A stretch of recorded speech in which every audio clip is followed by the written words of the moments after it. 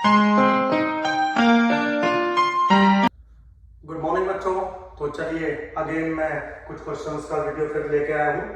तो ISS paper 2 2023 और ए series है मेरे बच्चों हमारी। तो क्वेश्चन एक बार देख लेते हैं। क्या क्वेश्चन है? Let x1 x2 xn be a random sample from normal population. एक n यूनिट का सैंपल है नॉर्मल पॉपुलेशन से। Assume that mu is known, जो पॉपुलेशन का मीन है वो नोन है और जो सिग्मा है वो अननोन है। ठीक है। Define an estimated T which is defined as this one. तो ये टी किसके लिए डिफाइन किया है? उसने सिग्मा के लिए डिफाइन किया है। देन द कांस्टेंट के आपको फाइंड करना है such that T is unwise estimator of sigma. अच्छा क्वेश्चन है बच्चों, अगर आपको नॉलेज है तो तभी ये क्वेश्चन हो पाएगा, नहीं तो नहीं। ठीक है, वेरी सिंपल। थोड़ा सा अगर आप हिंट देखें, मैं कई बार बच्चों को क्लास में समझाता भी हूं कि अगर आपको कहीं ऐसा लग रहा है कि स्टैंडर्ड नॉर्मल वेरिएट का कुछ स्क्वायर कर रखा है तो कंफर्म का स्क्वायर से रिलेटेड क्वेश्चन है आपका। ठीक, लेकिन स्क्वायर करके फिर बाद में अंडर रूट भी कर रखा है तो इसको थोड़ा सा एक बार आपको देखना पड़ेगा। चलिए खैर समझाता हूं बच्चों।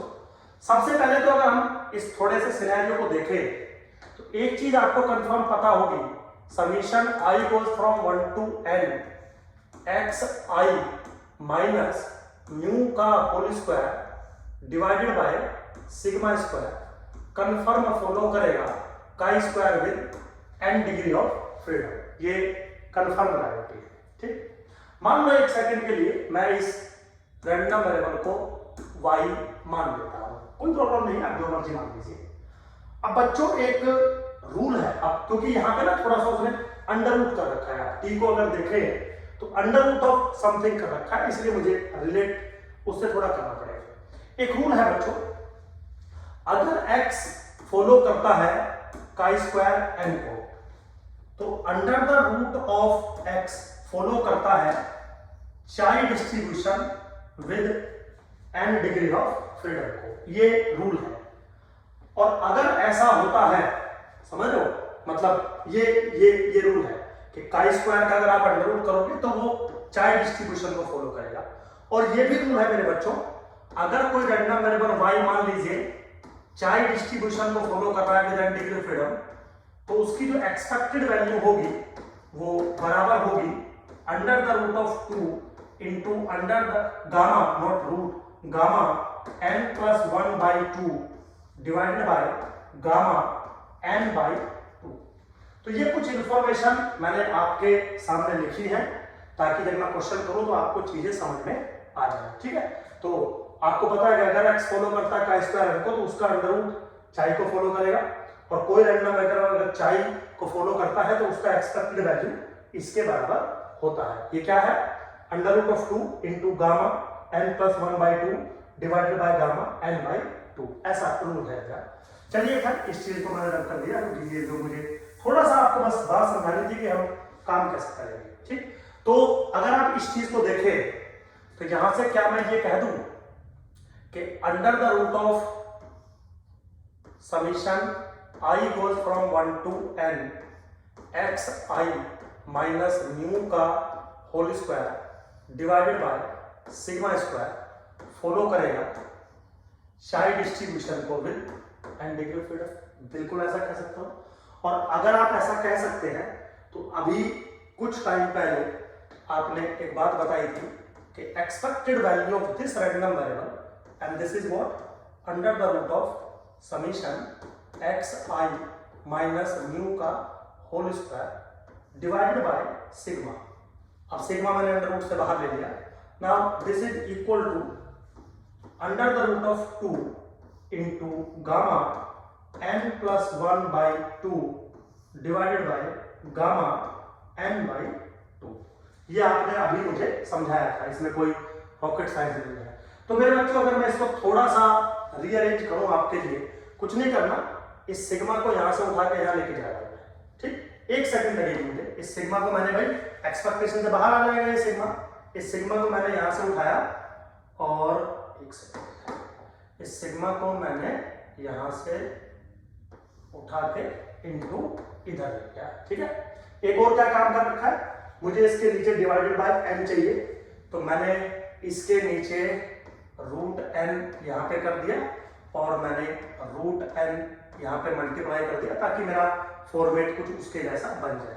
अगर मैं इसको थोड़ा सा रीअरेंज कर दूं मेरे बच्चों, तो expected value of under the root of n by 2, समझते हुए रहना आप, under the root of summation xi minus mu का होल स्क्वायर डिवाइडेड बाय, ये इसके नीचे आ जाएगा गामा n प्लस 1 बाई 2।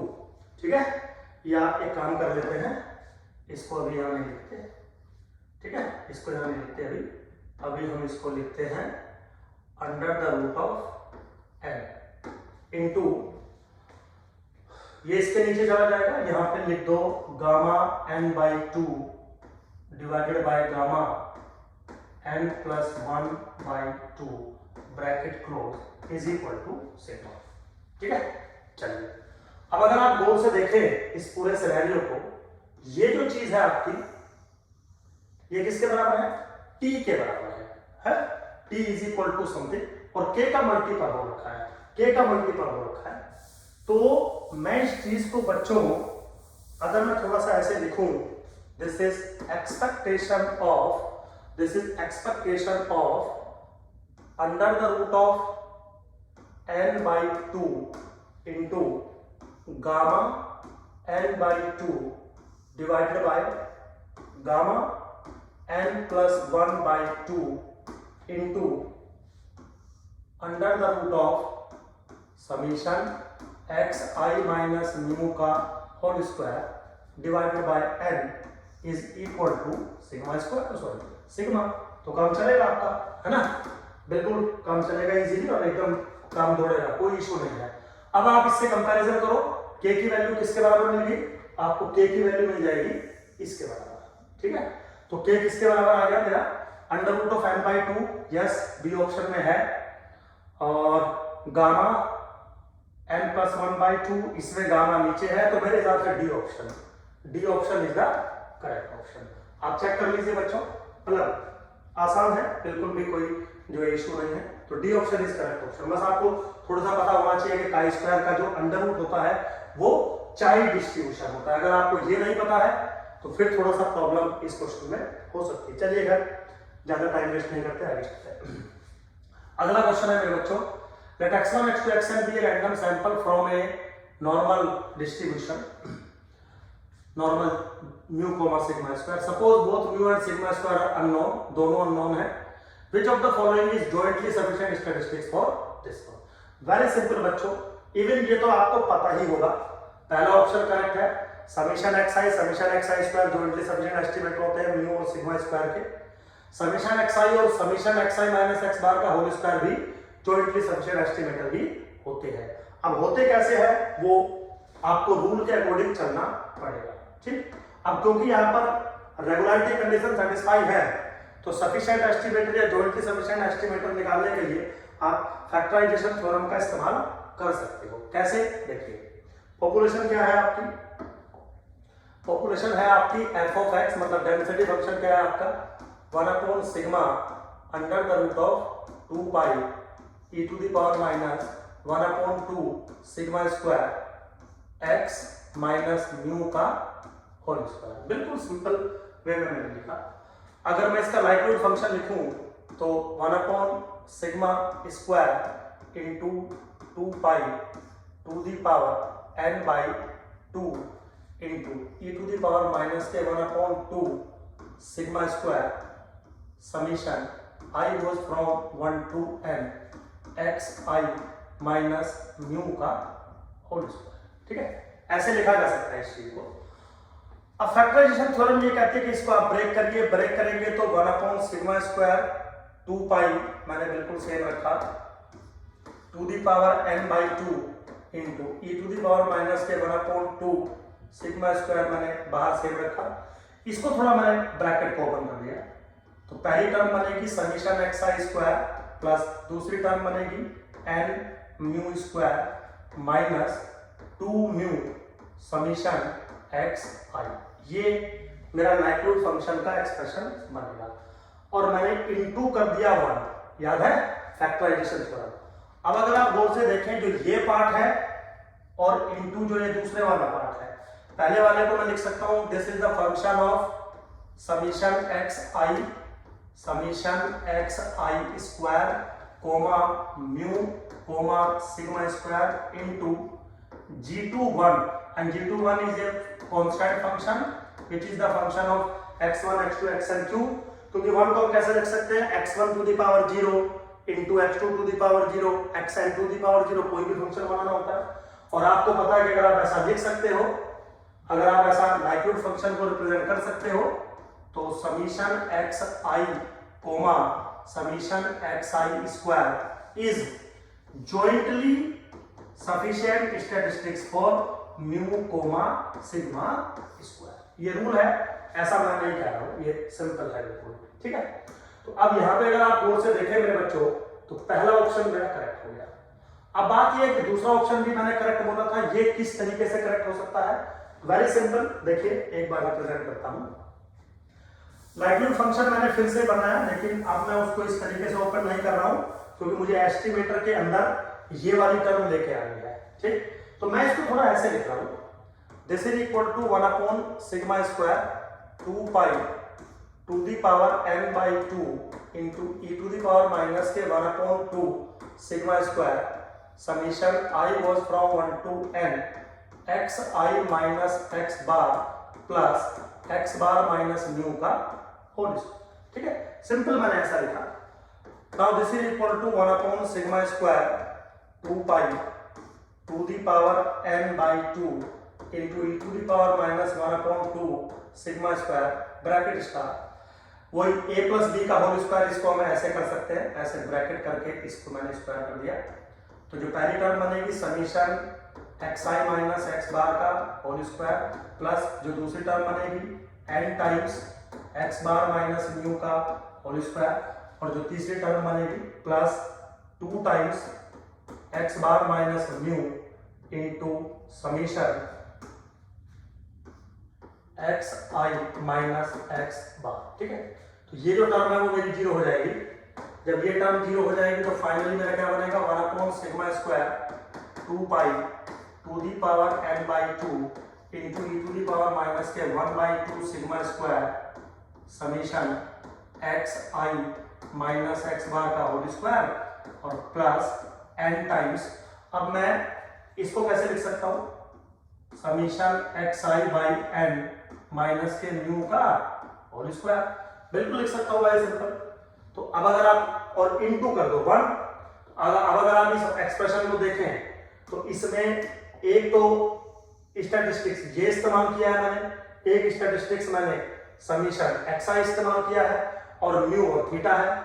तो अकॉर्डिंग टू रूल ये क्या बन जाएगा, पहले वाला बन जाएगा function of summation x i minus x bar का whole square comma summation x I comma mu comma sigma square into another function of x i. इसका मतलब दिस और दिस भी जॉइंटली सफिशिएंट स्टैटिस्टिक्स बनेंगे, ठीक है बच्चों।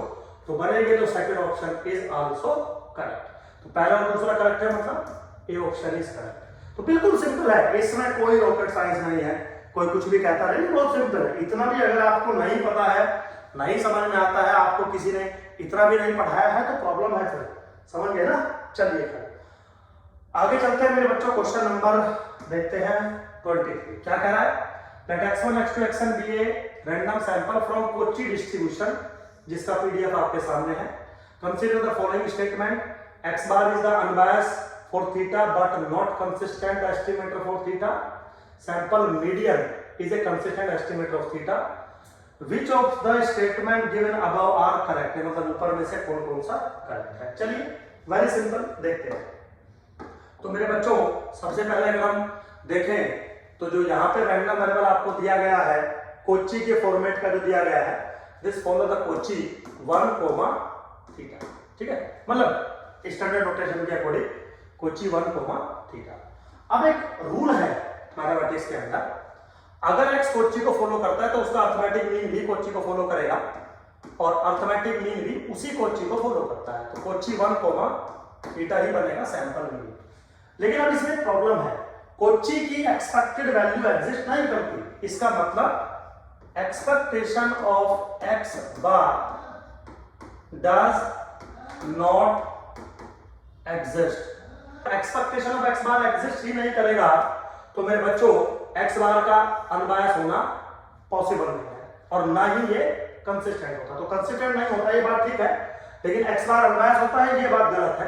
तो पहले वाला स्टेटमेंट हो गया गलत, पहला पॉइंट। दूसरा क्या है, चलिए आगे चलते हैं। Sample median is a consistent estimator for theta 1। तो चलिए थोड़ा सैंपल मीडियन के बारे में बता देता हूं। अगर आप कोची पॉपुलेशन से सैंपल का मीडियन लेते हैं तो when sample size is large, मतलब एसिम्प्टोटिक प्रॉपर्टी है, when n tends to infinity, sample का मीडियन जो है मेरे बच्चों वो अप्रोक्सीमेटली एसिम्प्टोटिकली नॉर्मल को फॉलो करता है with mean theta and the variance pi square by 4n।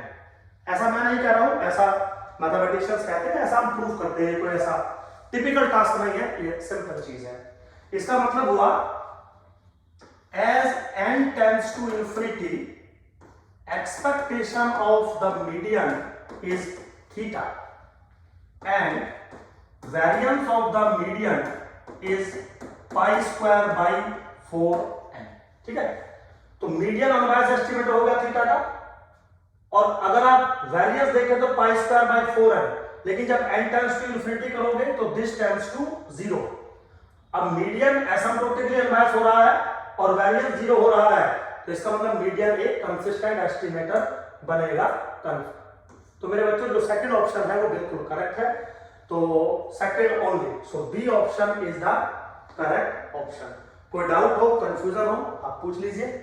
Hope so आपको बच्चों समझ में आया होगा। चलिए मिलते हैं नेक्स्ट क्वेश्चंस के साथ नेक्स्ट वीडियो में। Thank you very much.